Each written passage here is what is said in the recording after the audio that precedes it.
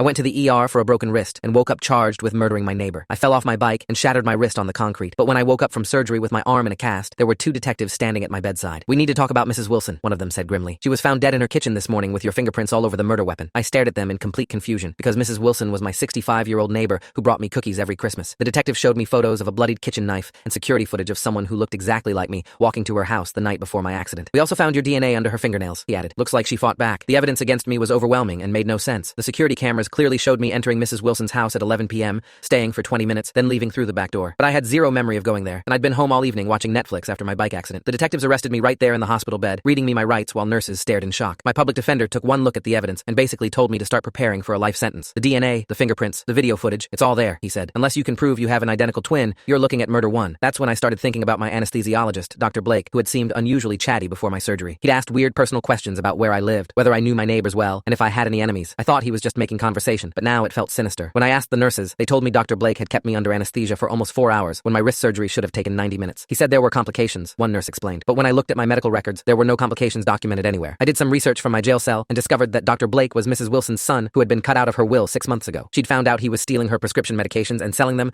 so she changed her will to leave everything to charity instead. Court records showed he'd been fighting the decision and desperately needed money to pay off gambling debts. He needed someone to take the blame for her murder, and I was the perfect patsy, a young guy with no family who lived alone and had no solid alibi. When I confronted him during a supervised phone call, he didn't deny it. Instead, he laughed and said, "Good luck proving it. I have a perfect alibi. I was performing surgery on you when she died." But something about the security footage bothered me, so I hired a private investigator with my last $3,000. When we enhanced the video, it revealed something disturbing. I was walking like a zombie, my movements robotic and unnatural. My eyes were completely vacant, like I wasn't conscious at all. The investigator found similar cases where Dr. Blake had kept patients under anesthesia for unusually long periods, and 3 other unsolved murders in the area where Dr. Blake knew the victims. It turned out he'd been experimenting with experimental mind control drugs, using unconscious surgery patients as puppets to commit crimes, while he maintained perfect alibis in the operating room. The FBI investigation uncovered 12 other victims of his mind control experiments, and Dr. Blake was sentenced to life without parole for multiple murders.